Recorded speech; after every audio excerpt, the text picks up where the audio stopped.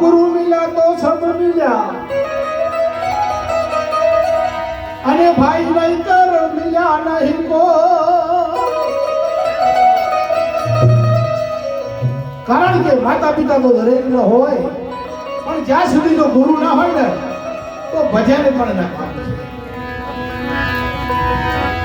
એટલે કદાચ કોઈ ગુરુ ના હોય તો કરાઈ લેજો આ માતા પિતા સુત બંધવા હે ભાઈ એ તો કરો